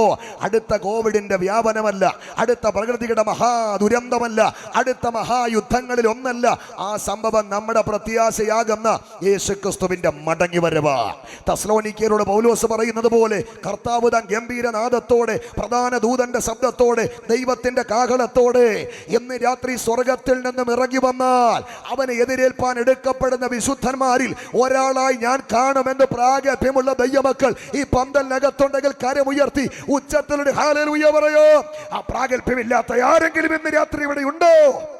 പാപത്തെ കുടഞ്ഞു കളയുക, ദൈവത്തെങ്കിലേക്ക് തിരിയുക, മനസ്സാന്തരപ്പെടുക. യേശുക്രിസ്തു വരാറായി. കൈകൾ ഉയർത്തി ഒരു ഹല്ലേലൂയ പറയാ. അതുകൊണ്ട് ഈ ദുഷ്ടലോകത്തിൽ നമുക്ക് മുറുകെ പിടിപ്പാൻ വ്യവസ്ഥയില്ല എന്ന് ബൈബിൾ പറയുന്ന ഒന്നാമത്തെ കാര്യം പാപങ്ങളെയാണ്. വിട്ടുകളയട്ടെ. മുറുകെ പിടിപ്പാൻ പാടില്ലാത്ത രണ്ടാമത്തെ കാര്യം ഏതാണ്? പാർക്കുന്ന വീട് അല്ലെങ്കിൽ നമ്മുടെ ഭൗതിക സമ്പത്ത്. നിങ്ങളെന്നോട് പിണങ്ങരുത്, ആരും ഇറങ്ങി പോവരുത്, രണ്ടും ചെയ്താലും ഇടയ്ക്കിരുന്ന് ഉറങ്ങരുത്. അത്ര സുഖം വരാത്ത, അത്ര ഉണർവ് വരാത്ത, അത്ര സന്തോഷം വരാത്തൊരു കാര്യമാണ് ഇനി ഞാൻ പറയാൻ പോകുന്നത്. പാർക്കുന്ന വീടിനെയും ഭൗതിക സമ്പത്തിനെയും മുറുകെ പിടിക്കരുത്. അകത്തുള്ളവർക്കും പുറത്തുള്ളവർക്കും ബാധകമായി സന്ദേശം. വീട് വേണ്ടാന്ന് പറയുന്നില്ല, ഉണ്ടോ? വീട് വേണ്ടാന്ന് ബൈബിൾ പറയുന്നുണ്ടോ? ഇല്ല. സമ്പത്ത് വേണ്ടാന്ന് പറയുന്നുണ്ടോ? ഇല്ല. ഇത് രണ്ടും നമുക്ക് വേണം. ഈ രാത്രി പ്രസംഗം കേട്ടിട്ട് തിരിച്ചു ചെന്ന് JCB വിളിച്ച് വീടൊന്നും ഇടിച്ച് പൊളിച്ചേക്കല്ലേ കേട്ടോ. ഞാൻ ഉത്തരവാദിയല്ല അതിന്. ഇവിടുത്തെ മഞ്ഞും മഴയും ഒന്നും കൊള്ളാതെ നമുക്ക് പാർക്കാൻ വാസയോഗ്യമായ വീടുകൾ വേണം, നല്ല വീടുകൾ വേണം. ഈ രാത്രിയിൽ ഇവിടുത്തെ പ്രഭാഷണം അവസാനിപ്പിച്ചിട്ട് മടങ്ങിച്ചെന്ന് എനിക്കും എൻ്റെ ഭാര്യയ്ക്കും മക്കൾക്കും തലചായി ചുറങ്ങാൻ ഒരു കൊച്ചു വീട് ഞങ്ങൾക്കും സ്വന്തമായിട്ടുണ്ട്. നിങ്ങൾക്കെല്ലാം യോഗം കഴിഞ്ഞ് തിരികെ ചെന്നുറങ്ങാൻ വീടുകളുണ്ടെന്ന്. അപ്പം ഇവിടെ നമുക്ക് വീട് വേണം. ദൈവം അനുവദിക്കുന്ന കാലം ഇവിടെ ജീവിക്കുവാൻ പലതും ചെയ്യാൻ നമുക്ക് സമ്പത്ത് വേണം. രണ്ടും വേണ്ട എന്ന് ബൈബിൾ പറയുന്നില്ല. പക്ഷേ നിത്യതയുടെ പ്രത്യാശയകത്തുള്ള ഒരു വിശ്വാസിയോട് ബൈബിൾ പറയുന്നത് നിങ്ങൾ ഇതിനെ മുറുകെ പിടിക്കരുത്. കൈകൾ ഉയർത്തിയവർ ഹല്ലേലൂയ പറഞ്ഞാട്ടെ. ഇതിൻ്റെ സ്വാധീനം ഭയങ്കരമാണ്. വീടിൻ്റെ സമ്പത്തിൻ്റെ ഒക്കെ സ്വാധീനം ഭയങ്കരമാണ്. ഇതൊക്കെ നേടാൻ മനുഷ്യൻ എന്തും ചെയ്യും. വീടും സമ്പത്തും ഒക്കെ നേടാൻ മനുഷ്യൻ എന്തും ചെയ്യും. ഇതെന്ത് പറ്റി? ബോക്സിന് പോയോ? അതങ്ങ് കട്ട് ചെയ്തോ? ഇത് മതി. വീടും സമ്പത്തും ഒക്കെ നേടാൻ മനുഷ്യൻ എന്തും ചെയ്യും. ശ്രദ്ധിച്ചേ. വീടും സമ്പത്തും ഒക്കെ നേടാൻ മനുഷ്യൻ ഏതും ചെയ്യും.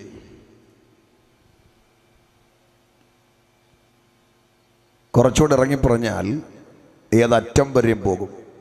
ചുരുടെ കടന്നു പറഞ്ഞാൽ അപരനെ ഇല്ലാണ്ടാക്കാൻ പോലും മടിക്കുകയില്ല. അതാണ് അതിൻ്റെ സ്വാധീനം.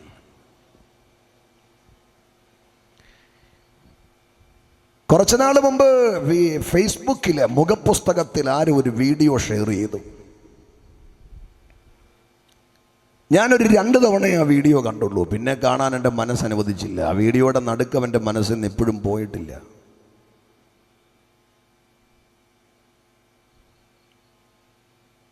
CCTV ഒപ്പിയെടുത്ത ഹൃദയഭേദകമായൊരു ദൃശ്യമാണ്. ഞാനതൊന്ന് അവതരിപ്പിക്കാം, ശ്രദ്ധിച്ചേ. നട്ടുച്ച നേരം രംഗം. വീടിന്റെ ഉമ്മറത്ത് ഒരു വൃദ്ധനായ മനുഷ്യൻ എന്തൊക്കെയോ ആലോചിച്ച് ശാന്തമായി കാറ്റുകൊണ്ടിരിക്കുന്നു. അയാളുടെ ഇരിപ്പ് കാണുമ്പോഴേ അറിയാം, അയ്യോ, ഒരു സാധുവാണ് അദ്ദേഹം. നട്ടുച്ച നേരം എന്തൊക്കെയോ ചിന്തിച്ച അദ്ദേഹം ഇങ്ങനെ വീടിന്റെ ഉമ്മറത്ത് കാറ്റുകൊണ്ട് ശാന്തമായിരിക്കുമ്പോൾ പെട്ടെന്ന് ചീറ്റപ്പുലിയെ പോലെ ആരോഗ്യതടകായന ഒരു ചെറുപ്പക്കാരൻ പാഞ്ഞു വരുന്നു. കാരിരുമ്പിന്റെ കരുത്തുള്ള തന്റെ മുഷ്ടി ചുരുട്ടി നിസ്സഹായനായ വൃദ്ധ മനുഷ്യന്റെ മുഖത്തേക്ക് ആഞ്ഞടിക്കുന്നു. 1 അല്ല 9 അല്ല, അതിലുപരി തവണ. ഇടിയുടെ ആഘാതത്തിൽ നിസ്സഹായനായ വൃദ്ധന്റെ മൂക്കിന്റെ അസ്ഥി പൊടിഞ്ഞു. പൊട്ടിയ പൈപ്പിൽ നിന്നും വെള്ളമൊഴുകുന്ന പോലെ ചോര കുതിച്ചൊഴുകുന്നു. ആ ഇടിയുടെ ആഘാതത്തിൽ പിടിച്ചു നിൽക്കാൻ കഴിയാത്ത വൃദ്ധനായ മനുഷ്യൻ കാറ്റത്തൊരു മരം ചരിയുന്ന പോലെ ഒരു വശത്തേക്ക് ചരിയുന്നു. പെട്ടെന്ന് ആരൊക്കെ ഓടി വന്ന് ഈ മനുഷ്യനെ പിടിച്ചെഴുന്നേൽപ്പിക്കുന്നു. ഇടിച്ച ചെറുപ്പക്കാരനെ പിടിച്ചു വലിച്ചു മാറ്റുന്നു. വീഡിയോ അവിടെ നിന്നു. എൻ്റെ അകത്തൊരാശങ്ക, ദൈവമേ, എന്തായി കാണും ആ മനുഷ്യന്. 1 മണിക്കൂർ കഴിഞ്ഞപ്പോൾ ആ വീഡിയോ പോസ്റ്റ് ചെയ്ത ആൾ അതിന്റെ ബാക്കി ഭാഗം പോസ്റ്റ് ചെയ്തു. വീഡിയോ അല്ല, വാർത്ത. 1 മണിക്കൂർ മുമ്പ് നടന്ന ആ സംഘട്ടനത്തിൽ ഇടിയുടെ ആഘാതത്തിൽ വൃദ്ധനായ മനുഷ്യൻ കൊല്ലപ്പെട്ടു. അത് വായിച്ചപ്പോൾ എൻ്റെ കണ്ണ് വന്നിടറി, കണ്ണൊന്ന് പൊടിഞ്ഞു. അയ്യോ, ഇടിയുടെ ആഘാതത്തിൽ കൊല്ലപ്പെട്ട വൃദ്ധനായ മനുഷ്യൻ ആരാ?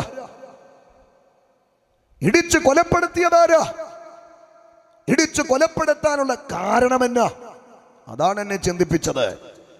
ഇടിയുടെ ആഘാതത്തിൽ കൊല്ലപ്പെട്ട വൃദ്ധനായ മനുഷ്യൻ സാധാരണക്കാരനല്ല. ആയിരക്കണക്കിന് വിദ്യാർത്ഥികൾക്ക് അറിവിന്റെ ആദ്യാക്ഷരം പകർന്നു കൊടുത്ത ആദരണീയനും അനുഗ്രഹീതനുമായ ഒരു റിട്ടയർഡ് അധ്യാപകൻ. ഇടിച്ചു കൊലപ്പെടുത്തിയതാരാ? അവനല്ല, അയൽവാസിയല്ല. തന്റെ ചോരകൾ ജനിച്ച് മാറിലെ ചൂട് കൊടുത്ത് വാത്സല്യത്തോടെ വളർത്തി വലുതാക്കിയ തന്റെ ഓമന വാത്സല്യമുള്ള ഇളയ മകൻ. ഇടിച്ചു കൊലപ്പെടുത്താനുള്ള കാരണം എന്താ? സ്വത്തിനെ കുറിച്ചുള്ള തർക്കം, വസ്തുവിനെ കുറിച്ചുള്ള തർക്കം. ശ്രദ്ധിച്ചേ. അപ്പൊ സ്വത്തിന്റെ പേരിൽ, സമ്പത്തിന്റെ പേരിൽ ജനിപ്പിച്ച അപ്പനെ പോലും ജന്മം കൊടുത്ത അമ്മയെ പോലും ഇല്ലാതാക്കാൻ മടി കാണിക്കാത്ത മൂല്യച്യുതി ബാധിച്ച തലമുറയെ കൊണ്ട് നിറയപ്പെട്ട ഈ ദുഷ്ടലോകത്തിൽ പാർക്കുന്ന കൃപ പ്രാപിച്ച ദൈവമക്കളോട് ആകാശം മാറിയാലും ഭൂമി മാറിയാലും മാറ്റമില്ലാത്ത ദൈവത്തിന്റെ വചനം പറയുന്നത്, നിങ്ങൾ അതിനെ മുടുകെ പിടിക്കരുത്. കരങ്ങൾ ഉയർത്തി ഒരു ഹല്ലേലൂയ പറഞ്ഞാട്ടെ. പാർക്കുന്ന വീടിനെയും ഭൗതിക സമ്പത്തിനെയും മുറുകെ പിടിക്കരുത്. എൻ്റെ പ്രസംഗത്തിൻ്റെ ആധാരം ചരിത്രമല്ല, സയൻസ് അല്ല. എൻ്റെ പ്രസംഗത്തിൻ്റെ ആധാരം വചനമാണ്. തൊണ്ടക്കുടിയിൽ ശ്വാസമുള്ള അവസാന നാൾ വരെ ഇത് മാത്രം പ്രസംഗിച്ച പാദപീഠം അണയണമെന്നാണ് എൻ്റെ മുഴുവൻ ആഗ്രഹവും. അതുകൊണ്ട് വാക്യം വായിക്കാം. ഞാൻ ബൈബിളാ പ്രസംഗിക്കുന്നത്.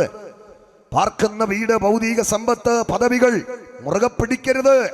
വാക്യം ഇയ്യോബ് 8:15. വേഗം വായിക്കേ. അവൻ തന്റെ വീട്ടിനെ ആശ്രയിക്കും, അതോ നിൽക്കയില്ല. അവൻ അതിനെ മുറുകെ പിടിക്കും, അതോ നിലനിൽക്കയില്ല. എത്ര അനുഗ്രഹീതമായൊരു വചനമാണ് സഹൃദയരേ. യോബിന്റെ ജീവിതത്തിന്റെ പ്രതിസന്ധിയിൽ ഒരുപക്ഷെ തന്നെ സമാശ്വസിപ്പിക്കുവാൻ വന്ന തന്റെ സ്നേഹിതർ തനിക്കെതിരായിട്ട് പറഞ്ഞതായിരിക്കാം, അല്ലെങ്കിൽ അദ്ദേഹം പറഞ്ഞതായിരിക്കാം. എന്തുമാകട്ടെ, ഈ വിഷയത്തോടുള്ള ബന്ധത്തിൽ ആ വാക്യത്തെ അപഗ്രഥിച്ചപ്പോഴാണ് അതിന്റെ ആഴം എനിക്ക് മനസ്സിലായത്. അവൻ തന്റെ വീട്ടിനെ ആശ്രയിക്കും. ആശ്രയിക്കാൻ തനിക്ക് ലോകത്തിൽ എല്ലാം ഉണ്ടെങ്കിലും ആയുസിന്റെ അന്ത്യനിമിഷം വരെ ആ ഭക്തനായ മനുഷ്യന്റെ മുഴുവൻ ആശ്രയവും അവന്റെ സൃഷ്ടാവായ ദൈവത്തിൽ മാത്രമായിരുന്നു.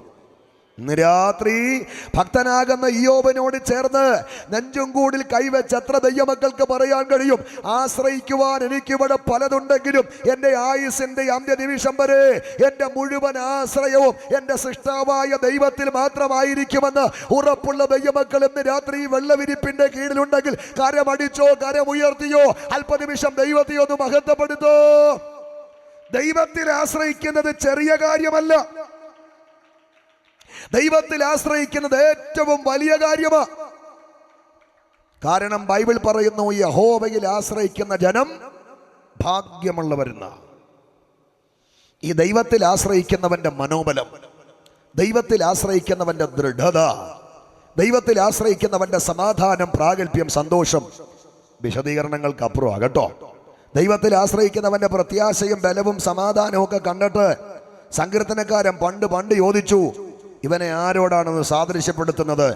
അയാൾ ഓടി വന്ന് പുറത്തെല്ലാം നോക്കി, ഒന്നും കണ്ടില്ല. ഒടുക്കം അയാൾ നോക്കിയപ്പോൾ ഭൂമി തൊട്ട് ആകാശം മുട്ടി നിൽക്കുന്ന ഒരു കൂറ്റൻ പർവ്വതം.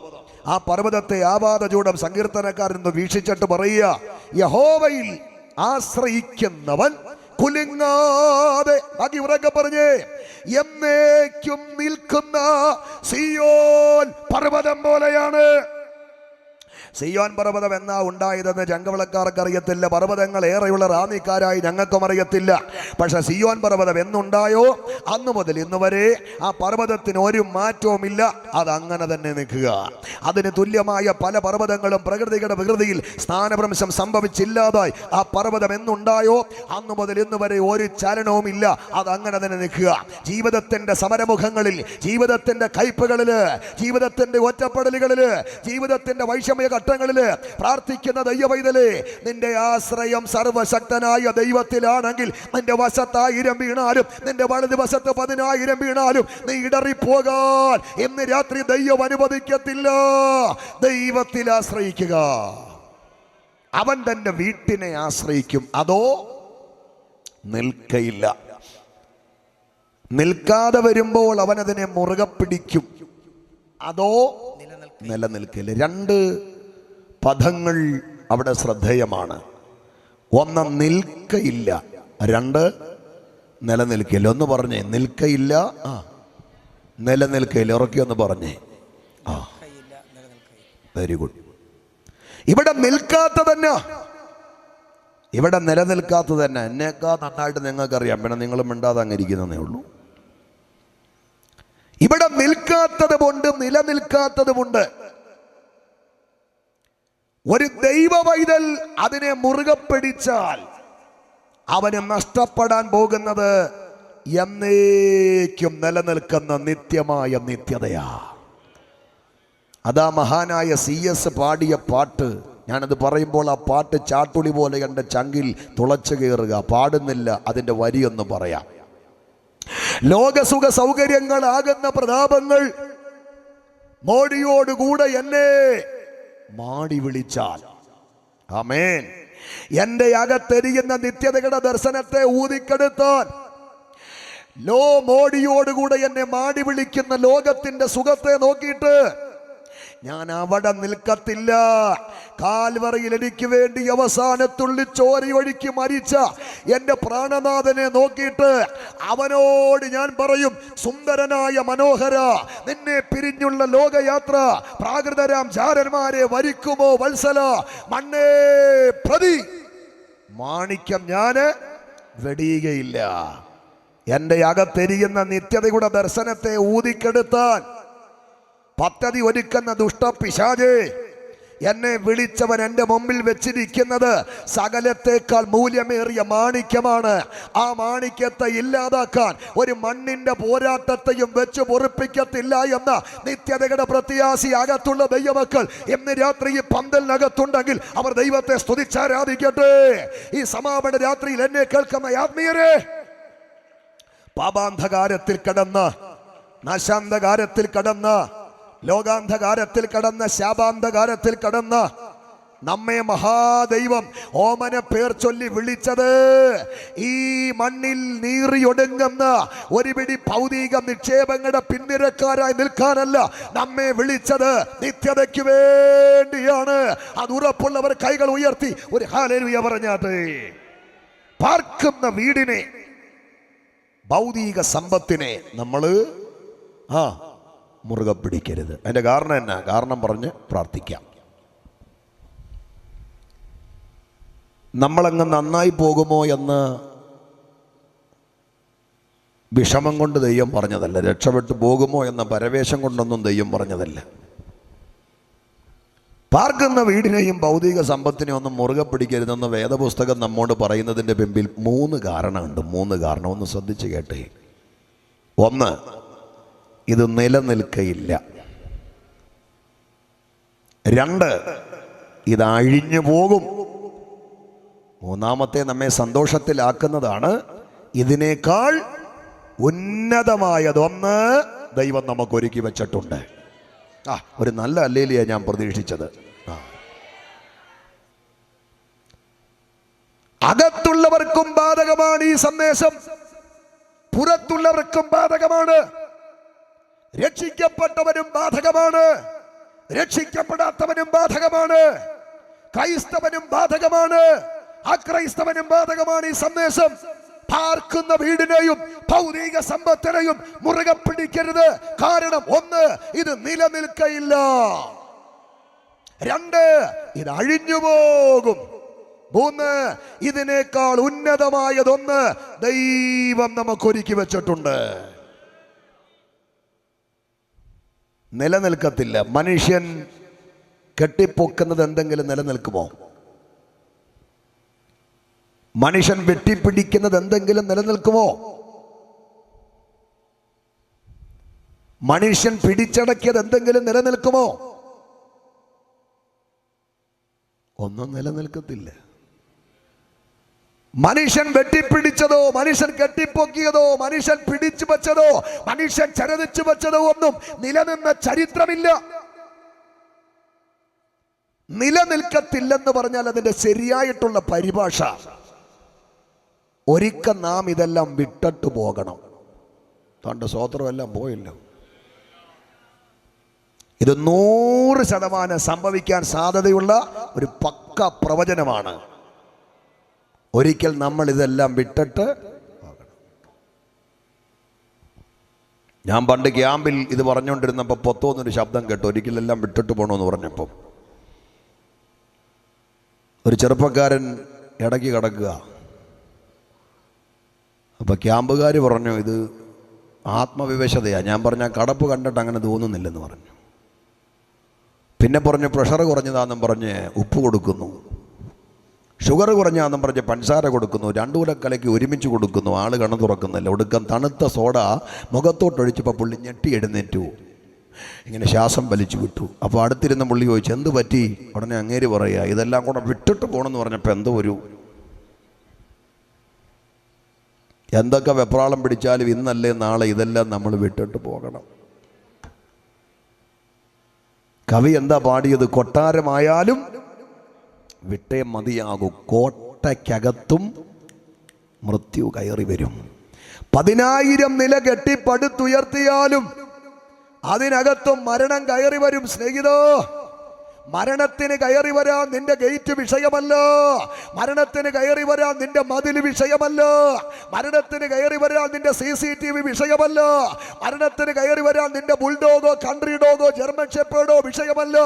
ഏത് കോട്ടയ്ക്കകത്ത് ഒളിച്ചിരുന്നാലും നേരമാകുമ്പോൾ മരണം ഇടിച്ച് നിന്റെ അകത്തേക്ക് വന്നിട്ട് കയ്യെ പിടിച്ചൊരു കാര്യമേ പറയത്തുള്ളൂ, സമയമായി, നമുക്ക് പോകാം. എത്ര മഹാനാണെങ്കിലും, എത്ര മഹാരഥനാണെങ്കിലും, എത്ര കാലഘട്ടത്തെ വിറപ്പിച്ചവനാണെങ്കിലും എല്ലാം ഇവിടെ ഇട്ടിട്ട് ഒരിക്കലൊരു മടക്കമുണ്ട്. ഞങ്ങൾക്കറിയാമോ, 33 വയസ്സിനകത്ത് ലോകത്തിന്റെ പകുതി വെട്ടിപ്പിടിച്ച കരുത്തനായ ഭരണാധികാരിയാണ് മഹാനായ അലക്സാണ്ടർ. വെട്ടിപ്പിടിച്ചതിനോടുള്ള ആർത്തി അടങ്ങാത്തവൻ അലറുന്ന ശബ്ദസാഗരത്തിന്റെ മുമ്പിൽ ചെന്ന് അതിലേക്ക് നോക്കി പറഞ്ഞു, അല്ലയോ സമുദ്രമേ, നീയും ഒരു കരയായിരുന്നെങ്കിൽ എന്റെ സൈന്യബാഹുല്യം കൊണ്ട് ഞാൻ നിന്നെ വെട്ടിപ്പിടിക്കുമായിരുന്നു.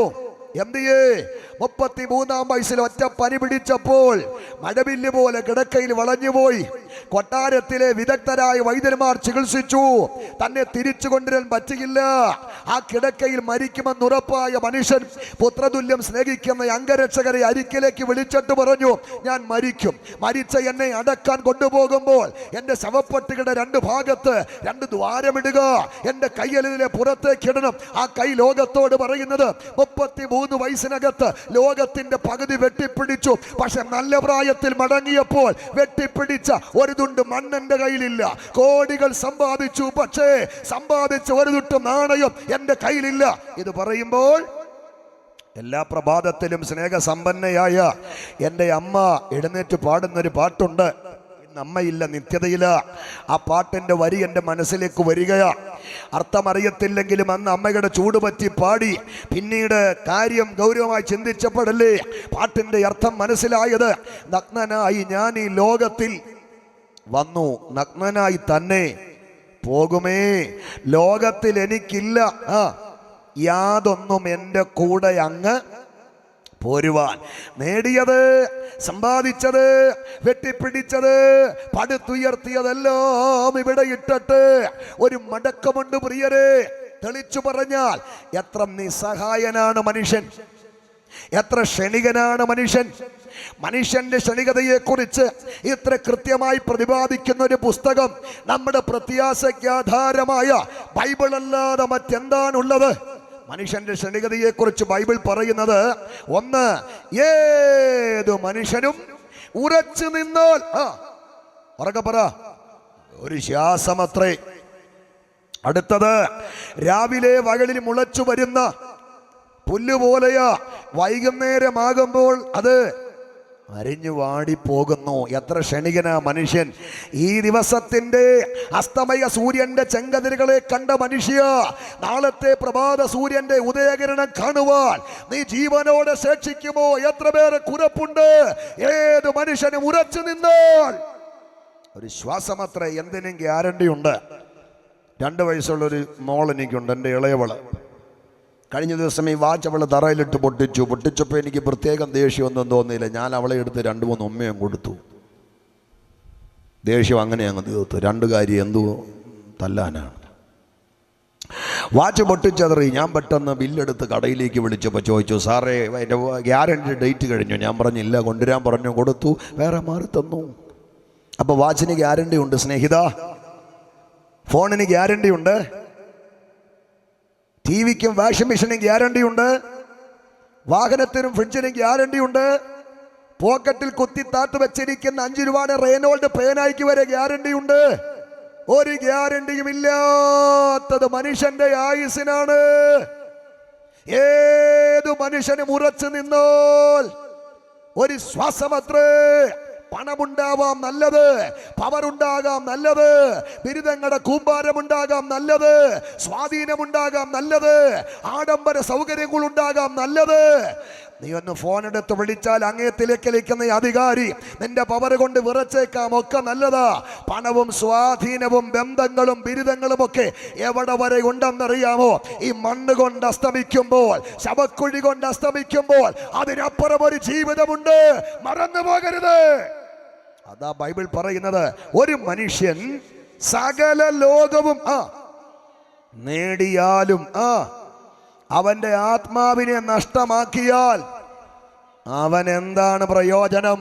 മൂഢാ, ഇന്ന് രാത്രി സൃഷ്ടാവ് നിന്റെ പ്രാണനെ തിരിച്ചു ചോദിച്ചാൽ നീ നേടിയതാരക്ക്, നീ പടുത്തുയർത്തിയതാരക്ക്, സർവോപരി നിന്റെ നിത്യത എവിടെ?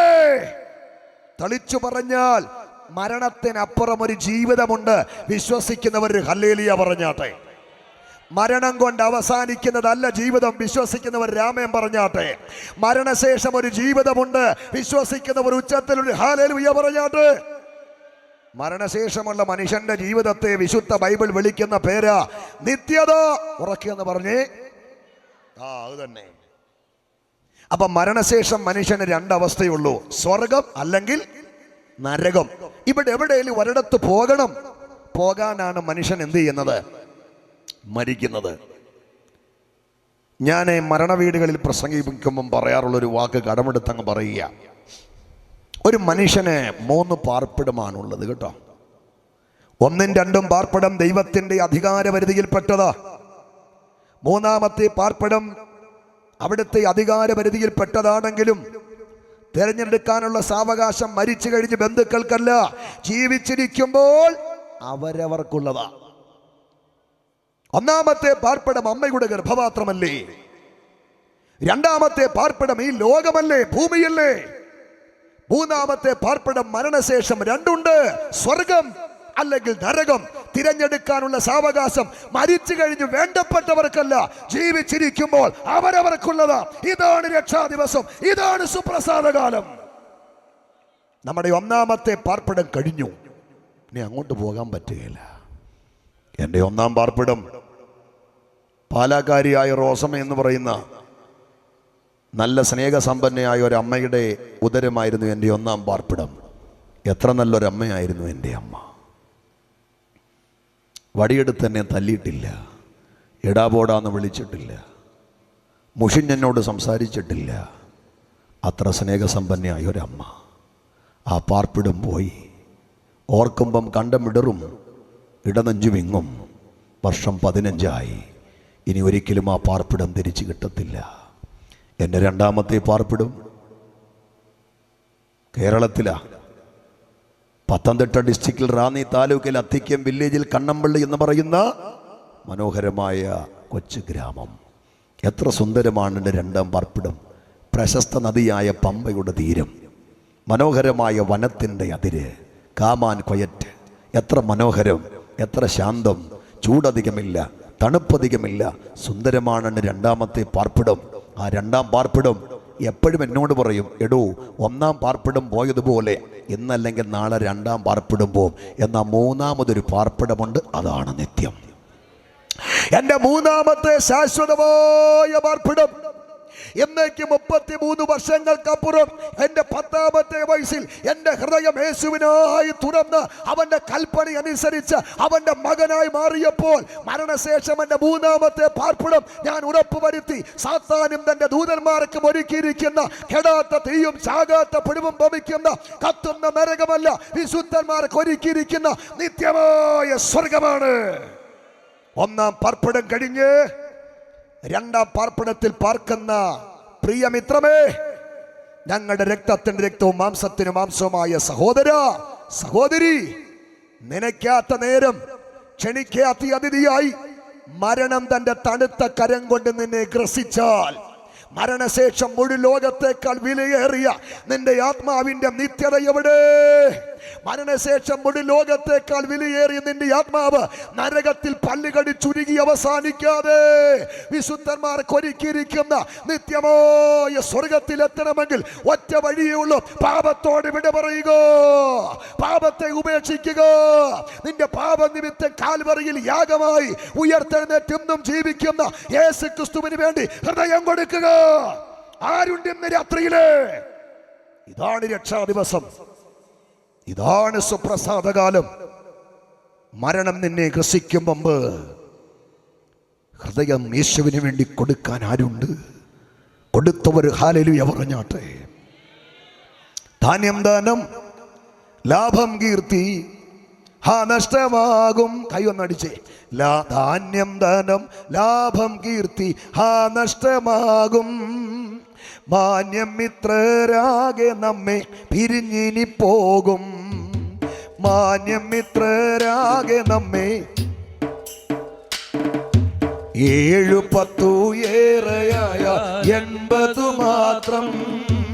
7 10 ഏറെയായ 80 മാത്രം. നീളുമായു സതുദിനച്ചാൽ കഷ്ടത മാത്രം. നീളുമായു സതുദിനച്ചാൽ കഷ്ടത മാത്രം. മന്മയമാമീയുലകിൽ കാൺമതുമായ, മന്മയമാമീയുലകിൽ കാൺമതുമായ വന്മഹിമാധന സുഖങ്ങൾ സകലതുമായ വൻമഹിമാധന സുഖങ്ങൾ സകലതുമായ ഓ 7 10 ഏറെയായ 80 മാത്രം 7 10 ഏറെയായ 80 മാത്രം നീളുമായുസ്സു നിനച്ചാൽ കഷ്ടത മാത്രം ഓ നീളുമായുസ്സു നിനച്ചാൽ കഷ്ടത മാത്രം എത്ര അർത്ഥവത്തായ വരികൾ. ധാന്യം, ധനം, ലാഭം, കീർത്തി എല്ലാം നഷ്ടമാകും. മാന്യമായ മിത്രരെല്ലാം നിന്നെ പിരിഞ്ഞു പോകും. 7 10 ഏറെയായാൽ 80. മരണത്തിന്റെ ടെമ്പോ തെറ്റി, മരണത്തിന്റെ റിതം തെറ്റി, മരണത്തിന്റെ ഔചിത്യ ബോധം നഷ്ടപ്പെട്ടു. ഏതു പ്രായത്തിലും ആരെയും മരണം പിടിക്കാം. യേശുക്രിസ്തുവിന് വേണ്ടി ഹൃദയം കൊടുത്തവനെ രക്ഷകനായി സ്വീകരിച്ചിട്ടില്ലാത്ത ആരെങ്കിലും ഈ ശബ്ദപരിധിക്ക് ഞങ്ങളെ ശ്രമിക്കുന്നുണ്ടോ? മരണം നിന്നെ പിടിച്ച് മുഴു ലോകത്തേക്കാൾ വിലയേറിയ നിന്റെ ആത്മാവിനെ നരകത്തിൽ കൊണ്ടുപോകും മുമ്പ് യേശുക്രിസ്തുവിനായി ഹൃദയത്തെ തുറന്ന് അവന്റെ ക്രൂശിലെ മരണത്തിലൂടെ അവൻ വിഭാവന ചെയ്ത നിത്യരക്ഷ പ്രാപിപ്പാൻ ഇന്ന് രാത്രി ആരുണ്ട്? കൈകൾ ഉയർത്തി ഒരു ഹല്ലേലൂയ പറഞ്ഞാട്ടെ. ഞാൻ എൻ്റെ വാക്ക് വേഗം അവസാനിപ്പിക്കട്ടെ. പാർക്കുന്ന വീടിനെയും ഭൗതിക സമ്പത്തിനെയും മുറുകെ പിടിക്കരുത്. 1 നിലനിൽക്കത്തില്ല, 2 അഴിഞ്ഞു പോകും, 3 നിലനിൽക്കാത്തതിനേക്കാൾ അഴിഞ്ഞു പോകുന്നതിനേക്കാൾ ഉന്നതമായതൊന്ന് ദൈവം നമുക്കൊരുക്കി വച്ചിട്ടുണ്ട്. പൗലോസിന്റെ ഭാഷയിൽ പറഞ്ഞാൽ കൈപ്പണി അല്ലാത്ത ദൈവത്തിന്റെ ദാനമായ ഒരു മനോഹര ഭവനം നമുക്ക് എവിടെ ഉണ്ട്? റാസൽ കെമയിലോ മാഞ്ചസ്റ്ററിലോ അല്ല, സ്വർഗത്തിലുണ്ട്. അഴിഞ്ഞു പോകുന്ന ഭൗതിക കൂടാരങ്ങളിൽ ഇരുന്നു കൊണ്ട് ദൈവം നമുക്കൊരുക്കിയിരിക്കുന്ന സ്വർഗത്തിലെ നിത്യ വീട് ഓരോ ദിവസവും ആത്മകണ്ണുകൾ കൊണ്ട് കാണണം. കൈകൾ ഉയർത്തി ഒരു ഹല്ലേലൂയ പറഞ്ഞാട്ടെ. മുറുകെ പിടിപ്പാൻ പാടില്ലാത്ത 3 കാര്യങ്ങളിൽ 2 പറഞ്ഞു. എൻ്റെ സമയം തീരുന്നു. ഇനി മുറുകെ പിടിക്കേണ്ടിയ 7 കാര്യങ്ങളിൽ 1 ഒറ്റ വാക്കിൽ പറഞ്ഞ് നമ്മൾ ആരാധിക്കാൻ പോവുകയാണ്. നിത്യജീവനെ മുറുകെ. അതാണ് തിമോഥെയോസിനോട് പൗലോസ് മരിക്കുന്നതിന് മുമ്പ് പറയുന്നത്. വിശ്വാസത്തിൻ്റെ നല്ല പോർ പൊരുതുക, നിത്യജീവനെ മുറുകെ പിടിച്ചുകൊള്ളുക. അപ്പം മുറുകെ പിടിക്കേണ്ട 7 കാര്യങ്ങളിൽ 1 നിത്യജീവനെ മുറുകെ പിടിക്കണം. ഏറ്റവും പ്രധാനപ്പെട്ട കാര്യമാണ് നിത്യജീവൻ. എന്താണ് നിത്യജീവൻ? വേദപുസ്തകത്തിലുടനീളം വിശാലമായി പടർന്നു കിടക്കുന്ന ഒരു പ്രമേയമാണ് നിത്യജീവൻ. 10,000-കണക്കിന് വേദികളിൽ മാറ്റുമങ്ങാതെ എന്നും മുഴങ്ങിക്കൊണ്ടിരിക്കുന്ന ഗംഭീരമായ ജീവന്റെ സുവിശേഷ സന്ദേശമാണ് നിത്യജീവൻ. എന്താ നിത്യജീവൻ? വിവരിക്കാൻ സമയമേറെ വേണം. ഒറ്റ വാക്യം പറയാം. കർത്താവായ യേശുക്രിസ്തുവിൽ വിശ്വസിക്കുന്നവർ ലഭിക്കുന്ന അമൂല്യമായ നിധിയാണ് നിത്യജീവൻ. ശ്ലീകന്റെ വാക്കിൽ പറഞ്ഞാൽ മഹത്വത്തിന്റെ പ്രത്യാശയാകുന്ന ക്രിസ്തു നിങ്ങളിൽ ഇരിക്കുന്നത് തന്നെ നിത്യജീവൻ. ധന്യനായ യോഹന്നാൻ തന്റെ സുവിശേഷത്തിൽ നിത്യജീവനെ കുറച്ചുകൂടെ വ്യക്തമാക്കുന്നുണ്ട്. 3:16 ഹൃദയസ്ഥമാ തന്റെ ഏകജാതനായ പുത്രനിൽ വിശ്വസിക്കുന്ന ഏവനും നശിച്ചു പോകാതെ നിത്യജീവൻ പ്രാപിക്കേണ്ടതിന് ദൈവം അവനെ നൽകുവാൻ തക്കവണ്ണം ലോകത്തെ സ്നേഹിച്ചു. നിത്യജീവൻ പ്രാപിച്ചിട്ടില്ലാത്തവൻ നിത്യനാശത്തിലേക്ക് പോകുമ്പോൾ നിത്യജീവൻ പ്രാപിച്ചവൻ നിത്യ സൗഭാഗ്യത്തിലേക്കാണ് പോകുന്നത്. സ്വാഭാവിക ജീവനുമുണ്ട്, നിത്യജീവനുമുണ്ട്. രണ്ടും തമ്മിൽ വ്യത്യാസമുണ്ട്. സഹൃദയരെ, സ്വാഭാവിക ജീവന് തുടക്കമുണ്ട്, അപ്പോൾ തന്നെ ഒടുക്കമുണ്ട്. നിത്യജീവന് തുടക്കമുണ്ട്, ഒടുക്കമില്ല.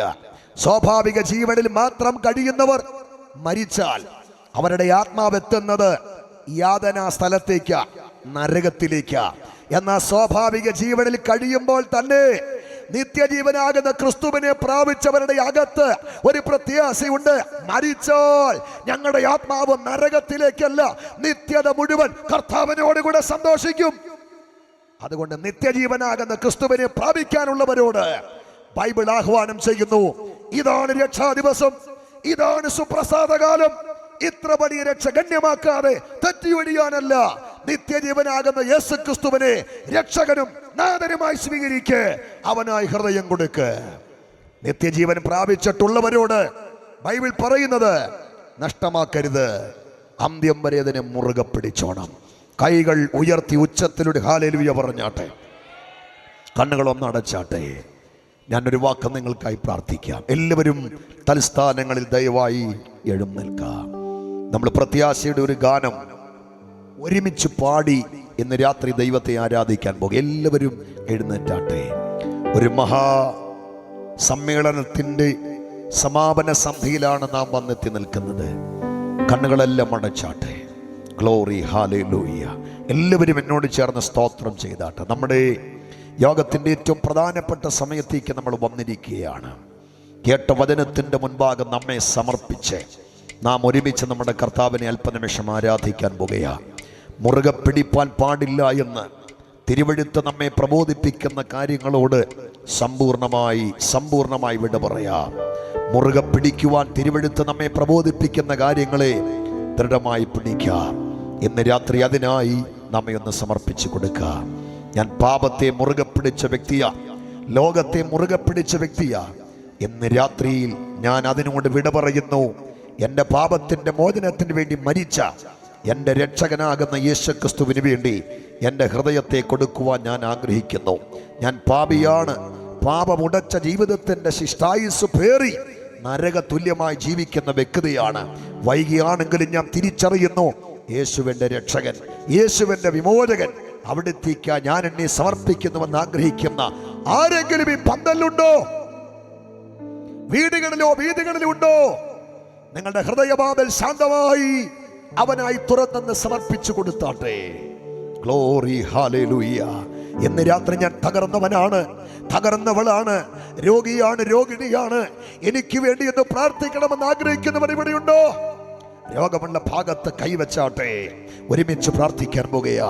കൃപ പ്രാപിച്ച എല്ലാ ദൈവമക്കളും അല്പനിമിഷം ആത്മാവിൽ നിന്ന് പ്രാർത്ഥിച്ചാട്ടെ. ക്രൂശിന്റെ വചനം നശിച്ചു പോകുന്നവർക്ക് ഭോഷത്വമാണെങ്കിൽ വിശ്വസിക്കുന്നവരുടെ മേൽ ഈ വചനം ഇന്ന് രാത്രിയിൽ ദൈവശക്തിയായി വ്യാപരിക്കാൻ പോകുകയാ. രോഗസൗഖ്യമായി വ്യാപരിക്കാൻ പോകുകയാ. നിത്യജീവനായി വ്യാപരിക്കാൻ പോകുകയാ. വിടുതലായി വ്യാപരിക്കാൻ പോകുകയാ. ചേർന്ന എല്ലാ പ്രിയപ്പെട്ടവരെ കരങ്ങൾ അടിച്ച് അല്പനിമിഷം ദൈവത്തെ ആരാധിക്കാം. അഭിഷേകം പ്രാപിച്ച എല്ലാ ദൈവമക്കളും കരങ്ങൾ അടിച്ച് ശക്തിയോടെ ദൈവത്തെ ആരാധിക്കാം. ഈ ജനത്തെ ഞങ്ങളുടെ കരങ്ങളിലേക്ക് സമർപ്പിക്കുകയാണ്. ദൈവശക്തി വ്യാപരിക്കട്ടെ. ബന്ധനങ്ങൾ ഇന്ന് രാത്രി അഴിയട്ടെ. കെട്ടുകൾ ഇന്ന് രാത്രി അഴിയട്ടെ. പൈശാചിക പോരുകൾ ഇന്ന് രാത്രി അഴിയട്ടെ. ശാപത്തിന്റെ പാപത്തിന്റെ വാസങ്ങൾ ഇന്ന് രാത്രി അഴിയട്ടെ. ദുർബന്ധനങ്ങളുടെ വള്ളിക്കെട്ടുകൾ യേശുവിന്റെ നാമത്തിൽ അഴിയട്ടെ. കുടുംബങ്ങൾ ഇന്ന് രാത്രി വിടുവിക്കപ്പെടട്ടെ. ശക്തിയോടെ പാടി ആരാധിക്കാം. എന്നെ വീണ്ടെടുത്തവൻ സർവസുഖ സൗകര്യങ്ങൾ അർപ്പിക്കുന്നേ ഞാൻ. സർവസുന്ദരൻ തന്നെ എന്നെ വീണ്ടെടുത്തവൻ സർവസുഖ സൗകര്യങ്ങൾ അർപ്പിക്കുന്നേ ഞാൻ.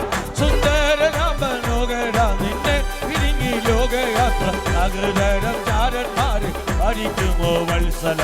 മണ്ണ് പ്രതി മാണിക്യം വെടിയുകില്ല ഞാൻ.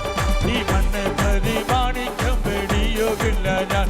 ഓ വെള്ളത്തിൻ കുവീള പോലെ നിന്നെ വിളങ്ങിടുന്ന ചെടിക സുഖങ്ങൾ എന്നെ എതിരേൽക്കുകിൽ. വെള്ളത്തിൻ കുവീള പോലെ നിന്നെ വിളങ്ങിടുന്ന ചെടിക സുഖങ്ങൾ എന്നെ എതിരേൽക്കുകിൽ. സുന്ദരനാമനോകരാ നിന്നെ പിരിങ്ങി ലോകയാത്ര അകൃതരം ചാരന്മാരെ വാരിക്കുമോ വത്സല. മണ്ണ് പ്രതി മാണിക്യം വെടിയുകില്ല ഞാൻ. ഈ മണ്ണ് പ്രതി മാണിക്യം വെടിയുകില്ല.